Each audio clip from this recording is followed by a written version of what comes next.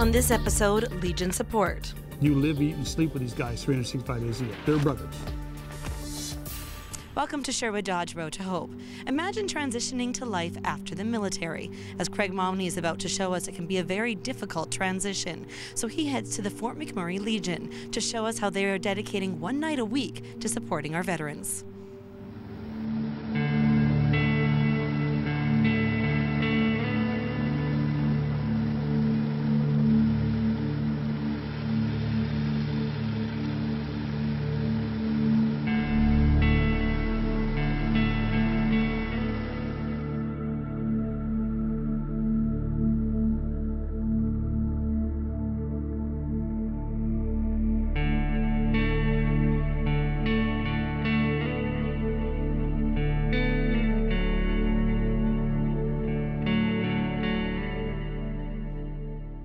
Being here in Alberta, this far north, there isn't any real veteran support if it's needed.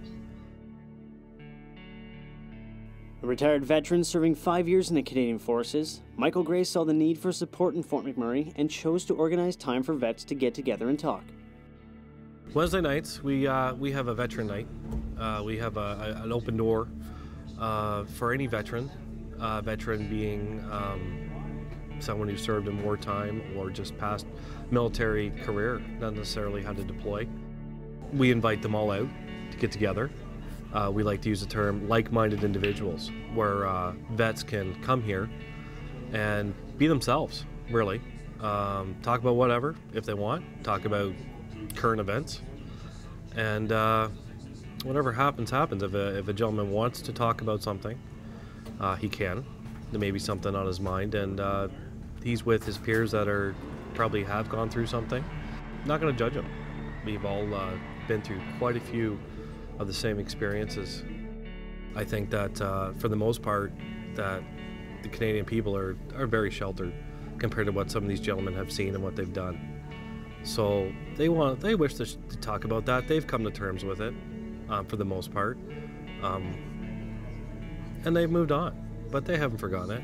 And you can't really express some of the things or just talk casually about them. You know, they may be little things to, you know, the gentleman here at the table or myself, but someone hearing that might take it differently.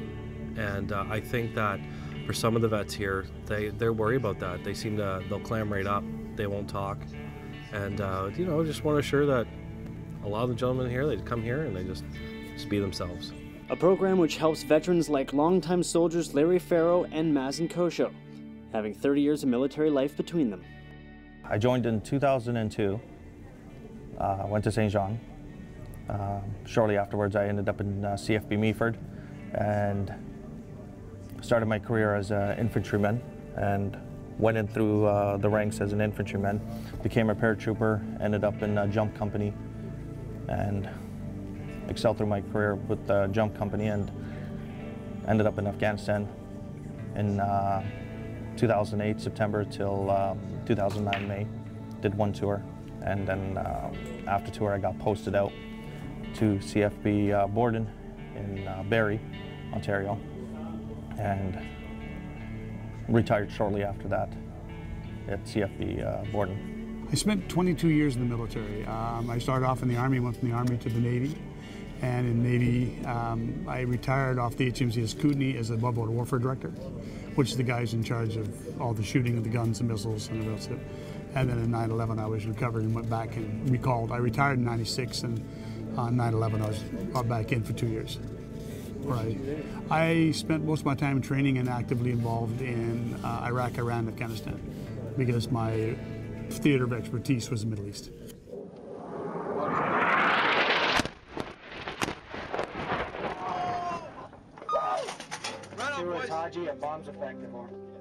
But a long, active career in the military doesn't come without sacrifice and tragedy.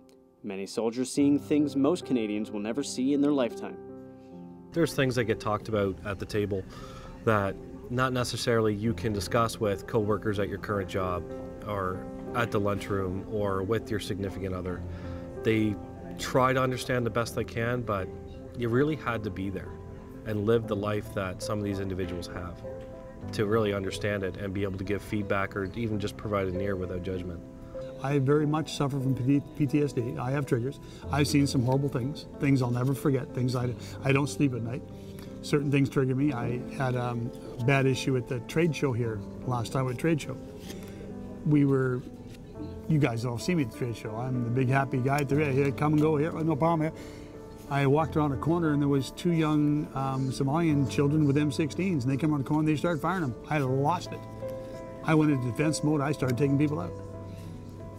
Not a good thing. It didn't take me long to settle, because this group that we have here, I learned early that I needed to surround myself with military people.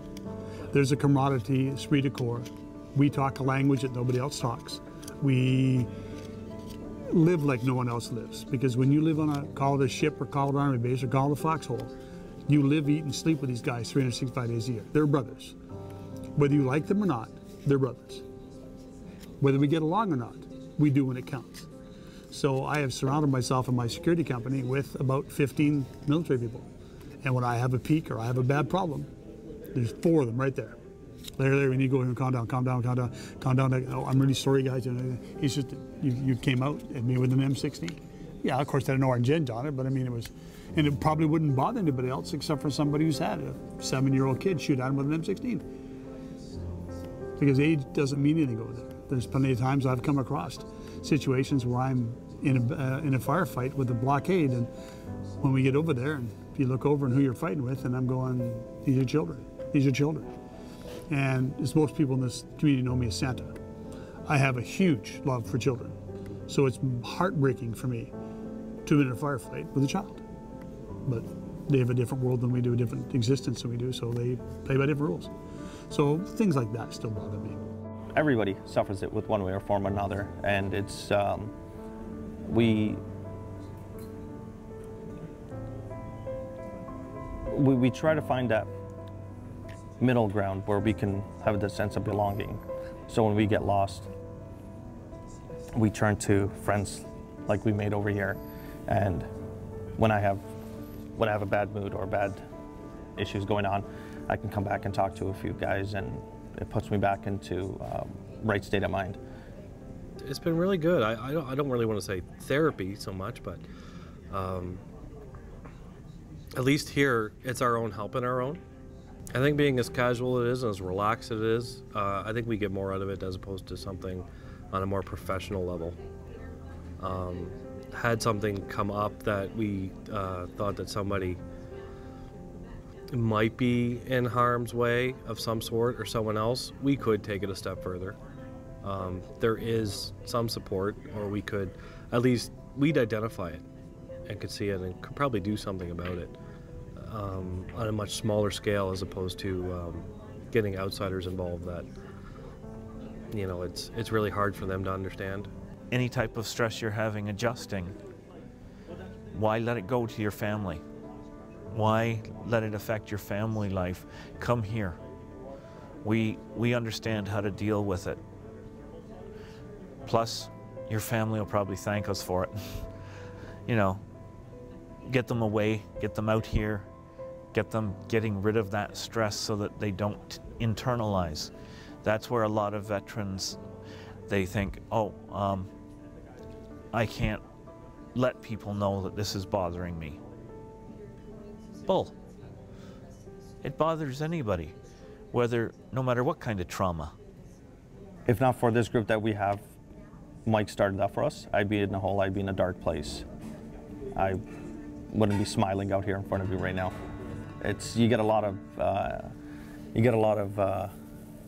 get really angry and you get really frustrated with, I guess with the way society sees us. That they're one-minded, they see us one way, and you try to get that chance to say, okay, well, we're not that, we are human. Even though what we did, we were in the military, we were still human, we were still someone's kid, we were still someone's husband. I mean, we were normal like everybody else. We're not like this plague you have to avoid and run away from. We're approachable, we're normal. Don't get scared when you see a vet, when you see a military guy. Walk up to them, say hi. greatest bunch of people you'll ever meet in your life. I'm glad I joined the service. I'm glad I came out here, and I'm glad I met these guys in this group, and I'm glad I met Mike. He's actually done, like I said, he's done great work with us.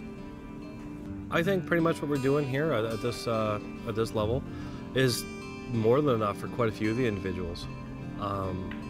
Sometimes, I can't speak for everyone. I have seen that a gentleman or veteran in general going through some conflict in his life on a few different aspects, whether it be personal, occupation, and whatnot. And it can be a bit overwhelming and having to deal with maybe something happened in his military career. So at least, here, get it off his chest. It may be something small, and just little by little, they come out here and at least remember what they were, or, center themselves here, and then go, and then ready to take on the rest of the week. And say, oh yeah, I remember the life I had back in the day, but, they're glad it's over and it's behind them. But they don't want to forget it either. They're very proud of their military past and what they've accomplished. Thus far, anyway. On behalf of all Canadians, to show you our appreciation for your hard work and dedication to the mission overseas. We'd like to thank the veterans for sharing their stories with us. On the last Remembrance Day in Fort McMurray, they counted over 500 veterans living in the oil capital of Canada. To learn more about the Legion services that they offer veterans and their families, please follow the information on your screen. Thanks for watching.